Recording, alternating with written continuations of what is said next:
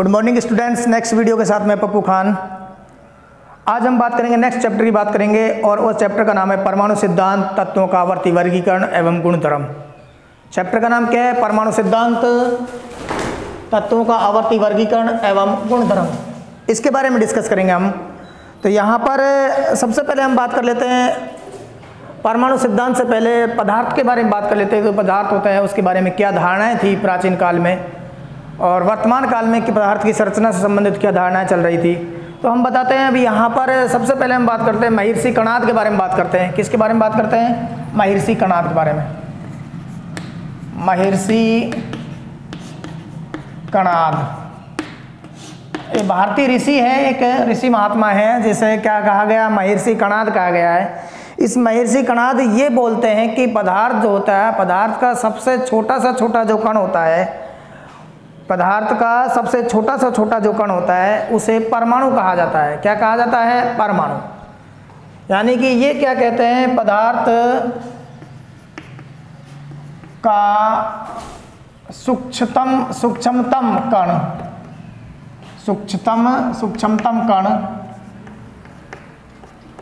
जिसे आगे विभाजित नहीं किया जा सकता हो, आगे विभाजित नहीं किया जा सकता हो,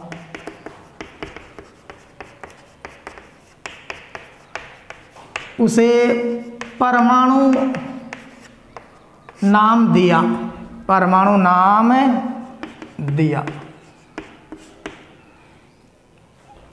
क्या नाम दिया है? परमाणु। किसने कहा? ये महर्षि कणाद ने।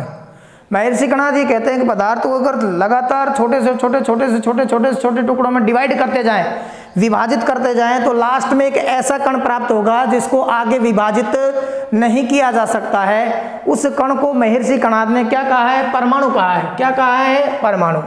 अब हम नेक्स्ट बात करते हैं, हम दो ग्रीक वैज्ञानिक है हमारे पास। एक तो है डेमोक्रिटस और एक है ल्यूसिपस। ग्रीक दार्शनिक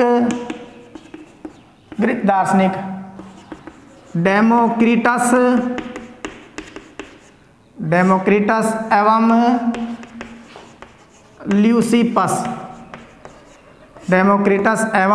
ल्यूसिपस, ये दो वैज्ञानिक हैं, दार्शनिक हैं, ग्रीक दार्शनिक हैं। ये क्या कहते हैं? इनके अनुसार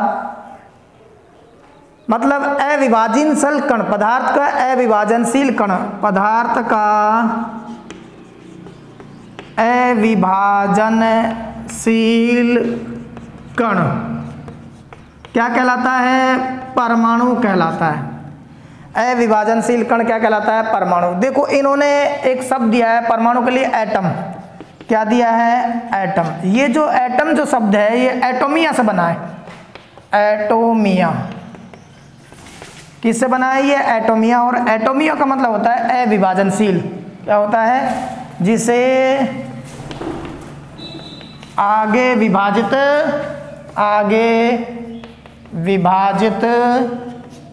नहीं कर सकते हैं, जिसे आगे विभाजित नहीं कर सकते हैं। ये जो शब्द है एटोमिया, तो इस एटोमिया जो शब्द है इससे क्या बना है? एटम बना है। और इस एटम को किसने दिया है शब्द? एटम शब्द डेमोक्रिटस और ल्यूसिपस ने। तो यहाँ पर हम बात कर लेते हैं कि सबसे पहले जो पदार्थ हैं उनके बारे में, सबसे छोटे कणों के बारे में। पदार्थ के सबसे छोटे कण या परमाणु है। हम यहाँ परमाणु सिद्धांत के बारे में डिस्कस करेंगे। तो परमाणु सिद्धांत से पहले परमाणु के बारे में सबसे पहले जो व्याख्या की है, सबसे पहले जो नॉलेज दी है, जो ज्ञान दिया है, वो किसने दिया है? महर्षि कणाद ने दिया है। भारतीय ऋषि है, दार्शनिक है। एक तरह से ये सूक्ष्मतम कण जिसे आगे विभाजित नहीं किया जा सकता हो, पदार्थ का छोटा सा छोटा वह कण जिसको आगे विभाजित नहीं किया जा सकता हो, क्या कहलाया? वो परमाणु कहलाया। तो यहाँ हमने नेक्स्ट जो बात की थी डेमोक्रिटस और ल्यूसिपस के बारे में बात की थी। ग्रीक दार्शनिक डेमोक्रिटस और ल्यूसिपस के बारे में बात कर रहे थे। अब हम नेक्स्ट बात करेंगे यहाँ पर कुछ शुरुआती अवस्था के दौरान परमाणु संरचना को समझाने के लिए विभिन्न प्रकार के सिद्धांत दिए गए थे। उन सिद्धांतों के बारे में डिस्कस करेंगे हम यहाँ पर, जैसे डाल्टन का परमाणु सिद्धांत, डाल्टन का परमाणु सिद्धांत। सबसे नंबर 1 पे बात करेंगे हम डाल्टन का परमाणु सिद्धांत। कई बार पूछ लिया जाता है, ये जो भाई बताया ना मैंने महर्षि कणाद के बारे में, ल्यूसिफस और डेमोक्रिटस के बारे में पूछ लिया जाता है कि ये शब्द किसने दिए थे, या सबसे पहले परमाणु के बारे में किसने बताया था। लेकिन अब हम बात करेंगे परमाणु सिद्धांतों के बारे में, और परमाणु सिद्धांतों में नंबर 1 बात करेंगे हम डाल्टन का परमाणु सिद्धांत। डाल्टन का परमाणु सिद्धांत,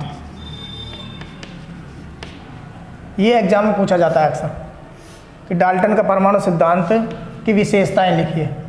डाल्टन के परमाणु सिद्धांत की विशेषताएं लिखिए। डाल्टन का परमाणु सिद्धांत जो है जॉन डाल्टन ने दिया है। किसने दिया है? ये जॉन डाल्टन ने। यह सिद्धांत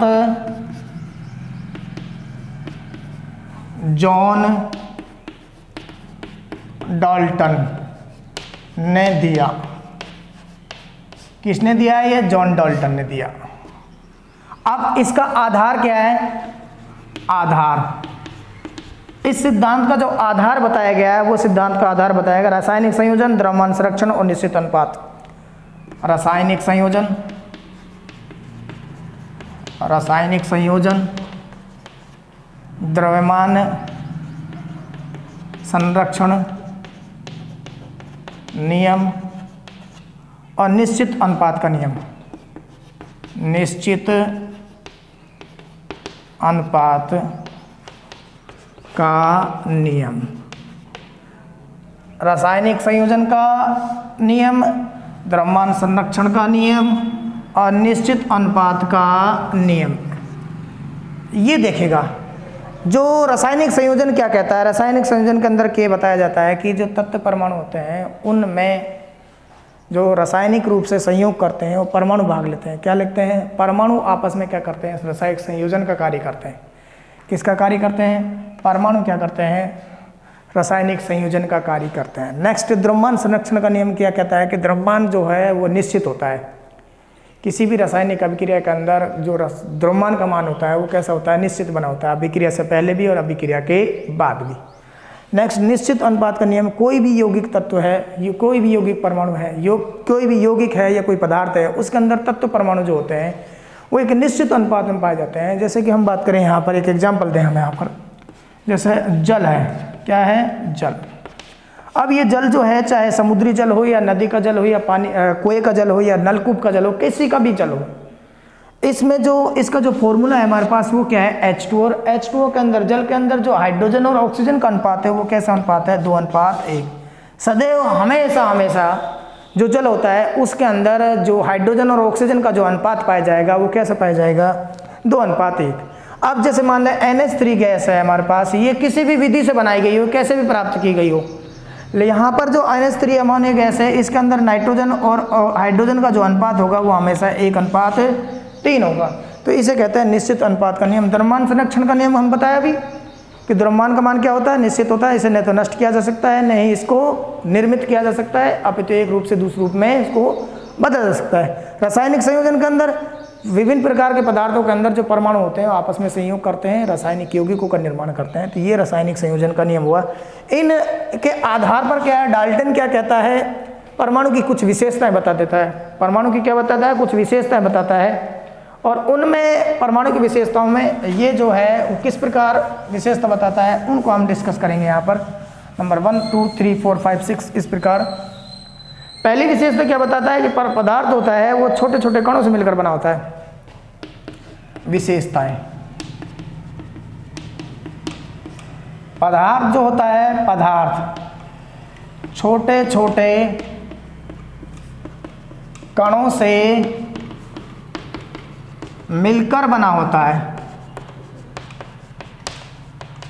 छोटे छोटे कणों से मिलकर बना होता है, जिन्हें क्या कहते हैं? परमाणु। जिन्हें क्या कहता है? जिन्हें क्या कहा जाता है? जिन्हें परमाणु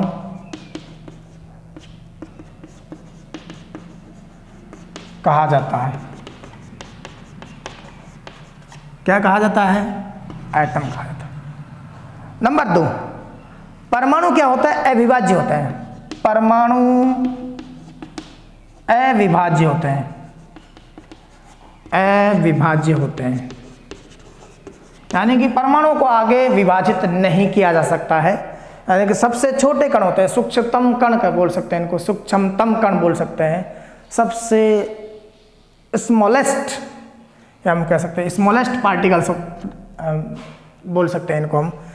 तीसरी जो विशेषता है परमाणु सिद्धांत की, डाल्टन के परमाणु सिद्धांत की, वो विशेषता ये है कि रासायनिक अभिक्रिया के दौरान परमाणु को न तो बनाया जा सकता है, नहीं नष्ट किया जा सकता है। रासायनिक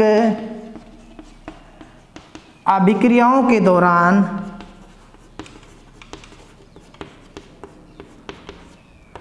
न तो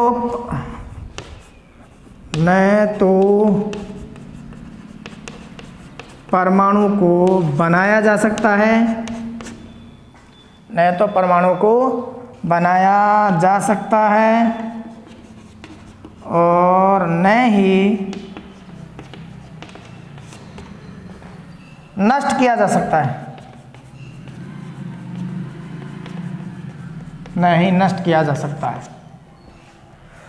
चौथी जो विशेषता है हमारे पास परमाणु सिद्धांत की, वो ये है कि जो परमाणु होते हैं वो आकार, परमाणु भार और रासायनिक गुणों में क्या होते हैं, अलग अलग होते हैं। समान पदार्थ के परमाणु आकार, आकृति, रासायनिक गुणों में समान होते हैं। कैसे होते हैं, समान, किंतु अलग अलग परमाणु, अलग अलग परमाणु आकार, आकृति और रासायनिक गुणों में कैसे होते हैं, अलग अलग। क्या होते हैं, अलग अलग होते हैं। ये कह सकते हैं एक ही पदार्थ के जो परमाणु होते हैं वो रासायनिक गुणों में, आकृति में, आकार में कैसे होते हैं, समान होते हैं, किंतु अलग अलग पदार्थों के जो गुण परमाणु होते हैं वो कैसे होते हैं, अलग अलग रासायनिक गुण वाले होते हैं, ये कहता है वो। नेक्स्ट हम बात करते हैं जो ये जो परमाणु होते हैं ये छोटी छोटी संख्याओं में, छोटे छोटे रूप में, सरल अनुपात में संयोग करके यौगिक का निर्माण करते हैं। हम ये कह सकते हैं 5वें नंबर पर परमाणु सरल अनुपात में संयोग कर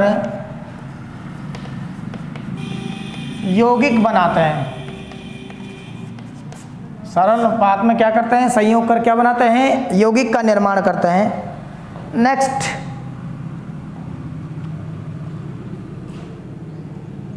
यहां हमने एक पॉइंट बताया था कि भाई समान पदार्थ के परमाणु आकार, आकृति में कैसे होते हैं, रासायनिक गुणों में कैसे होते हैं, समान, और अलग अलग जो पदार्थ के जो परमाणु होते हैं वो कैसे होते हैं, आकार, आकृति, रासायनिक गुणों में कैसे होते हैं, अलग अलग होते हैं, भिन्न भिन्न होते हैं।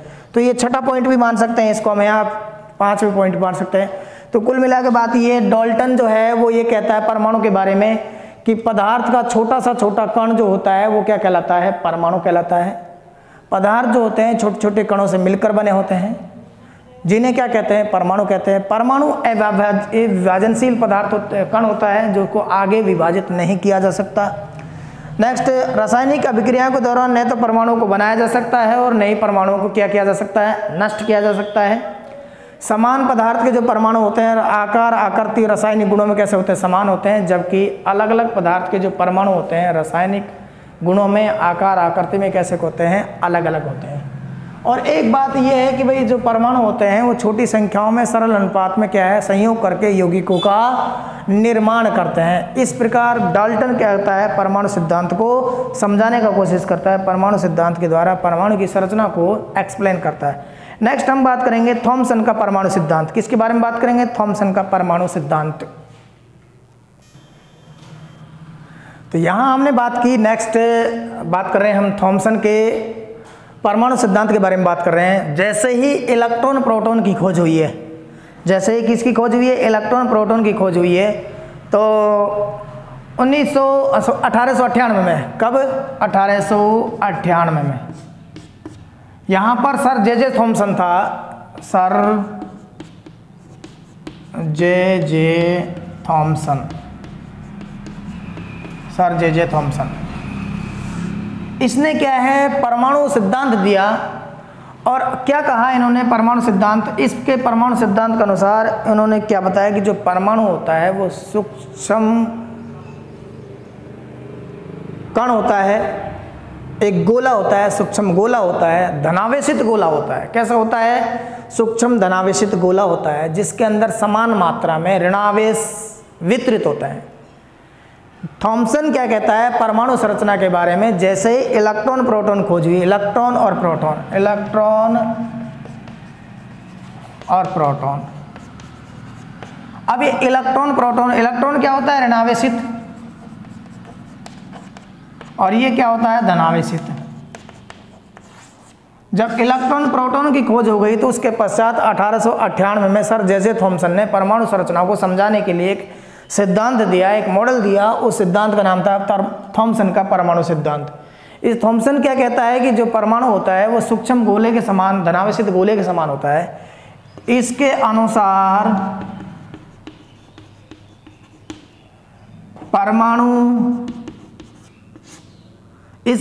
परमाणु सूक्ष्म धनावेशित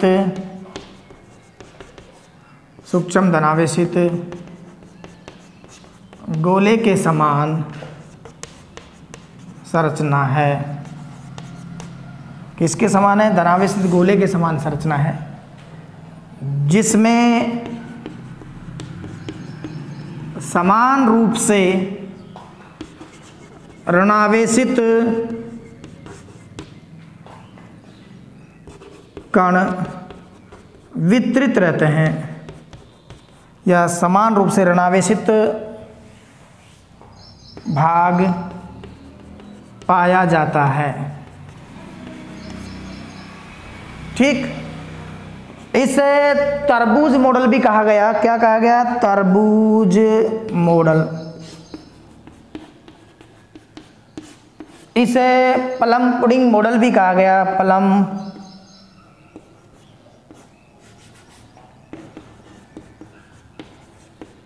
पुडिंग मॉडल। क्या कहा गया इसे? Plum pudding model. इसे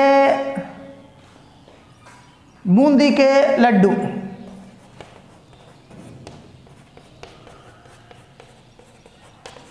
के समान भी कहा गया है इसे। ठीक है। अब जो थॉमसन जो है ये कहता है कि भाई परमाणु के अंदर क्या पाया जाता है? इलेक्ट्रॉन और प्रोटॉन पाया जाता है। परमाणु के अंदर क्या पाया जाता है? इलेक्ट्रॉन और प्रोटॉन पाए जाते हैं। और ये इलेक्ट्रॉन जो होते हैं ऋणावेशित भाग होते हैं, और प्रोटॉन कैसे होते हैं? धनावेशित भाग होते हैं। तो ये एक गोले के रूप में पाए जाते हैं, एक कण रूपी गोले के रूप में पाए जाते हैं। तो जो गोला होता है वो तरबूज की भांति होता है। कैसा होता है? एक तरबूज की भांति कह सकते हैं हम इसको। तरबूज की समान संरचना पाई जाती है, आकार नहीं, तरबूज की संरचना जैसी। जिस प्रकार तरबूज के अंदर जो रेड पार्ट होता है, गूदा होता है, जिसे हम खाने को यूज करते हैं, वो तो उन्होंने किस धनावेशित भाग माना है। तरबूज के रेड पार्ट को तो क्या माना है? लाल भाग को तो क्या माना है? थॉमसन ने धनावेशित भाग माना है। और तरबूज के अंदर जो गूदे के अंदर जो बीज पाए जाते हैं उन्हें क्या माना है? ऋणावेशित भाग। तो उन्होंने परमाणु की जो परिकल्पना है वो इस प्रकार की है कि जैसे तरबूज, यानी कि परमाणु के अंदर भी क्या होता है उसी प्रकार धनावेशित और ऋणावेशित भाग पाया जाता है। जिस प्रकार तरबूज के अंदर लाल गूदा पाया जाता है और उसके बीज पाए जाते हैं। ठीक, एक और भी प्लम पुडिंग मॉडल भी कहा गया है। इसको बूंदी के लड्डू के समान भी कहा गया है। जैसे बूंदी के लड्डू होते हैं उसमें काली मिर्च जगह जगह पाई जाती है ना। तो वो जो काली मिर्च जो है वो किसके रूप में दर्शाई है? ऋणावेशित भाग के रूप में। और जो बाकी बूंदी जो है वो किसके रूप में दर्शाई है इन्होंने? धनावेशित भाग के रूप में। तो यहाँ पर ये जो संरचना के रूप में दर्शाता है, ये माना है इसका कोई परमाणु है, और इस परमाणु के अंदर क्या होता है, यहाँ ये पूरा कंप्लीटली क्या है? धनावेशित भाग है। इस पर क्या पाया जाता है? ऋणावेशित भाग। समान मात्रा में क्या पाया जाते हैं? ऋणावेशित भाग पाया जाता है। तो ये हमारे पास क्या है? धनावेशित गोला, धनावेशित गोला, और ये क्या है? ऋणावेशित भाग। ये दोनों से मिलकर क्या बन रहा है, यहाँ पर परमाणु बन रहा है। क्या बन रहा है, परमाणु। ये परमाणु है। तो यहाँ ये हमारे पास क्या है, धनावेश। तो यहाँ कंप्लीटली अगर इसको देखा जाए तो ये इस प्रकार दिखाई देता है, ये plus minus plus minus plus minus plus minus plus minus plus minus, इस प्रकार प्लस माइनस माइनस प्लस।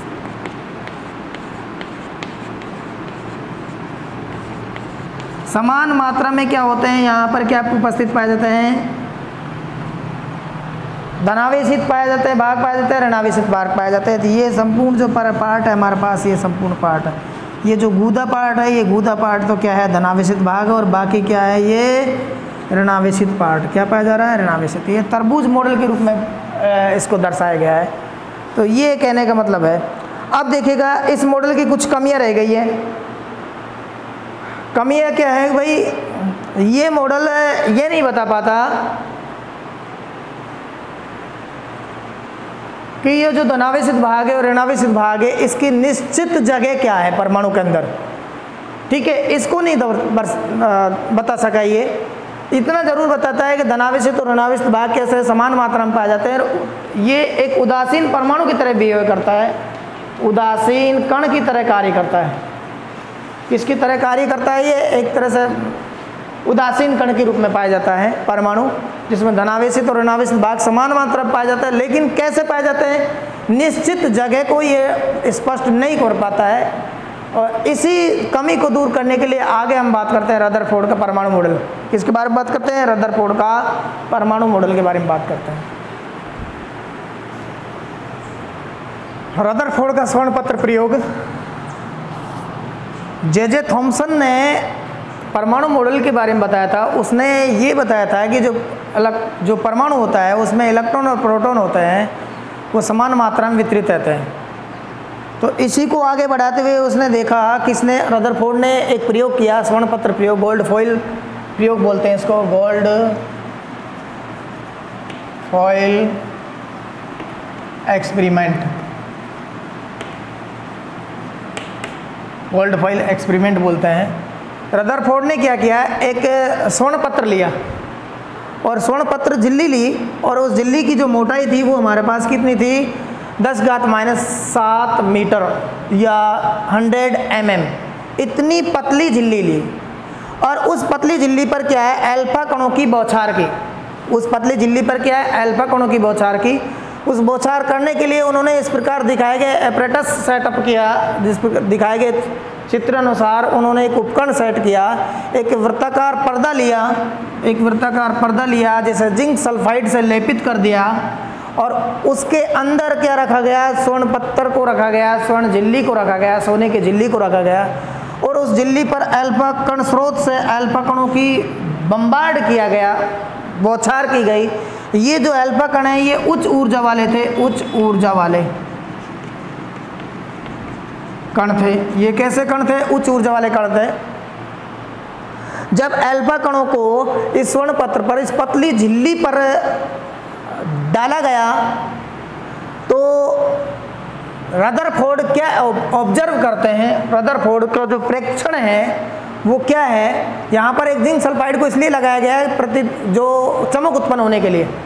ठीक है, गोलाकार प्रदीप्तशील आवरण है, ये किससे लेपित है, ये जिंक सल्फाइड से। और ये फैले हुए कण है जो इनके बारे में बताऊंगा अभी आपको, कि यहाँ पर रदरफोर्ड क्या करता है, क्या ऑब्जर्व करता है, ये देखता है कि जब स्वर्ण पत्र पर अल्फा कणों की बौछार की जाती है तो कुछ कण जो होते हैं वो सीधे निकल जाते हैं बिना विचलित हुए, कुछ कण कुछ कोण पर विचलित होते हुए निकल जाते हैं, और उनमें लगभग 20,000 कणों में से, लगभग 20,000 कणों में से एक कण जो होता है, अल्फा कण जो हुआ, वो 180 डिग्री पर वापस लौट आता है। यानी कि इस बौछार के दौरान वो क्या ऑब्जर्व करते हैं, ये करते हैं कि अधिकांश प्रेक्षण, इस प्रयोग के जो प्रेक्षण है, ऑब्जर्वेशन है, ऑब्जर्वेशन मतलब उसने क्या देखा, तो अधिकांश अल्फा कण बिना विचलित हुए सीधे निकल जाते हैं।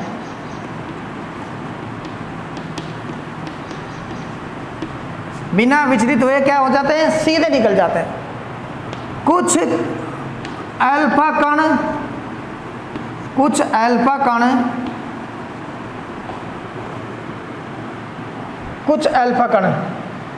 क्या करते हैं? अपने पथ से कुछ कोण पर विचलित होकर बाहर निकल जाते हैं।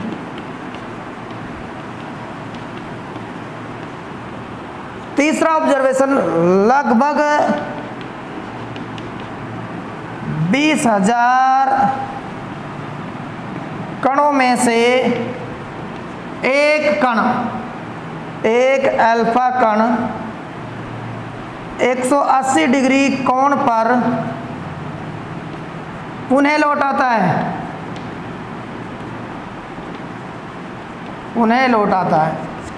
ये ऑब्जर्वेशन किया उसने, एक प्रयोग सेटअप किया। उस प्रयोग सेटअप के दौरान उन्होंने क्या देखा कि एक स्वर्ण पत्र लिया, उसको चारों ओर से एक गोलाकार पर्दे से ढक दिया, एक पर्दे के अंदर रख दिया। उस गोलाकार पर्दे पर जिंक सल्फाइड का लेप कर दिया ताकि फ्लैश उत्पन्न हो। जैसे उस पर कोई कण टकराने के पश्चात क्या फ्लैश उत्पन्न हो, चमक उत्पन्न हो, जिसके कारण पहचान सके कि किस डायरेक्शन के अंदर कोई कण जा रहा है। ठीक, तो यहाँ पर उन्होंने क्या, अल्फा कण स्रोत से अल्फा कणों को, जो कि अधिक ऊर्जा वाले कण थे, उनको इस पतली झिल्ली पर डालने पर क्या देखते हैं कि कुछ कण तो क्या है सीधे निकल जाते हैं, कुछ कण कुछ विचलित हो जाते हैं, कुछ कोण से विचलित हो जाते हैं, और कुछ कण जो होते हैं उनमें, कुछ कण मतलब एक तरह से ये कह सकते हैं लगभग 20,000 कणों में से एक कण जो होता है वो क्या है, वापस पुनः लौट आता है। मतलब स्रोत से, जिस स्रोत से उसको छोड़ा जाता है उस स्रोत की वापस उसी को ही अटैक करता है वो कण। तो यहाँ पर वो निष्कर्ष क्या निकालता है, ये तो प्रेक्षण किया उन्होंने, अब वो निष्कर्ष क्या निकालता है? निष्कर्ष ये निकालता है, अगर हम बात करते हैं निष्कर्ष, अपने प्रयोग का निष्कर्ष क्या निकालता है कि जो परमाणु होता है उसका अधिकांश भाग कैसा होता है, खोखला होता है। क्यों? क्योंकि अधिकांश कण क्या होते हैं, वो सीधे निकल जाते हैं, पार हो जाते हैं उससे। तो परमाणु का अधिकांश भाग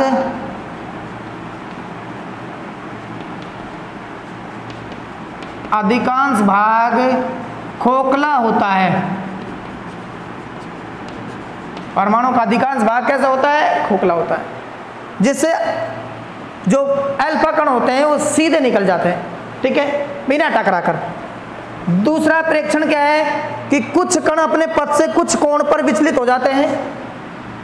तो यहां पर यह है कि भाई परमाणु के केंद्र में धनावेशित कण है, और चूंकि अल्फा कण भी क्या है, धनावेशित है। कैसे हैं? धनावेशित। तो इनके मध्य प्रतिकर्षण होता है। इस प्रतिकर्षण के कारण क्या होता है, कुछ कोण पर ये क्या है, विचलित हो जाते हैं। तो परमाणु के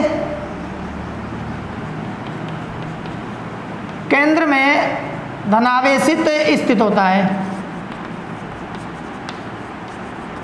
क्या होता है? धनावेशित होता है। अब तीसरी बात करें हम कि 20,000 कणों में से केवल एक कण वापस लौट आता है, तो ये इस बात को इंडिकेट कर रहा है कि वो कण क्या है, नाभिक से टकराया होगा, यानी कि परमाणु के केंद्र से टकराया होगा। और चूंकि परमाणु के केंद्र में क्या है, भाग है, धनावेशित भाग है। तो धनावेशित टकराएगा तो क्या होगा, प्रतिकर्षण होगा जबरदस्त। तो उसके कारण क्या होगा, यहां पर क्या है, परमाणु के केंद्र में धनावेशित होता है। केंद्र कैसा होता है, धनावेशित। परमाणु का केंद्र कैसा होता है, धनावेशित। यहाँ पर क्या है, ये धनावेशित होता है, ये पहले ही हमने निष्कर्ष निकाल लिया।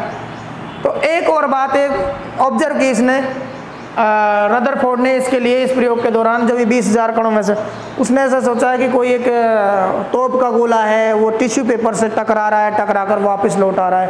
उसको इस तरह से आश्चर्य हुआ, इस तरह से सरप्राइज हुआ उसको, रदरफोर्ड को, कि बिल्कुल पतली झिल्ली है जिसका जो मोटाई है वो 10⁻⁷ मीटर है, और उसके बावजूद उस पर हमें हाई एनर्जी के अल्फा कणों की बौछार कर रहे हैं, तो वो कण आर पार चले जाने चाहिए थे, लेकिन उनमें से एक कण क्या है वापस लौट आता है। वो उसकी कल्पना जो है रदरफोर्ड इस अपने शब्दों में इस प्रकार करता है कि माना कोई टिश्यू पेपर पर हमने तोप का गोला डाला और तोप का गोला टिश्यू पेपर से टकराकर वापस लौट आया हो, इस तरह से उस कण की उन्होंने कल्पना की। तो यहाँ पर वो जो कण जो वापस लौट का आया है वो कहाँ से लौट का आया है, केंद्र से टकराकर लौट का आया है। तो इस प्रयोग से वो निष्कर्ष निकालता है कि जो परमाणु होता है उस परमाणु का अधिकांश भाग कैसा होता है, खोखला होता है।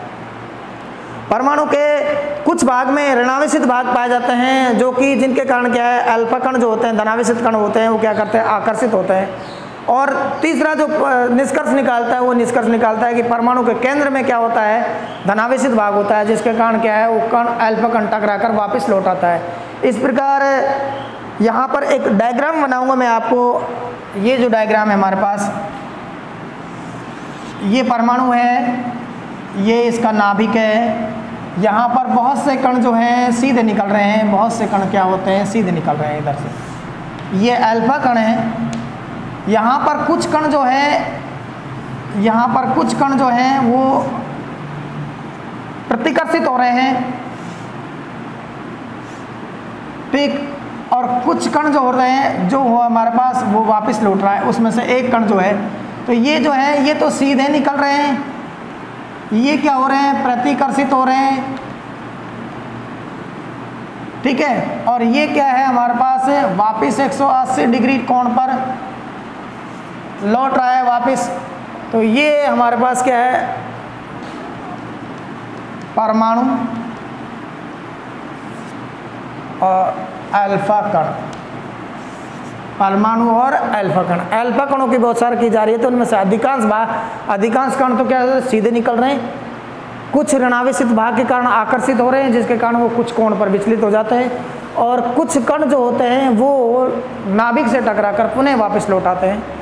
तो ओवरऑल रदरफोर्ड ये निष्कर्ष निकालता है कि परमाणु जो होता है उसमें जो धनावेशित भाग होता है और ऋणावेशित भाग होता है, धनावेशित भाग होता है वो केंद्र में होता है, ऋणावेशित भाग केंद्र के बाहर नाभिक के चारों ओर पाया जाता है। ये निष्कर्ष निकालता है कौन, रदरफोर्ड, ठीक है। नेक्स्ट हम बात करेंगे आगे चलकर रदरफोर्ड के बाद में रदरफोर्ड की कमियां, रदरफोर्ड की कमियां के बारे में डिस्कस करेंगे।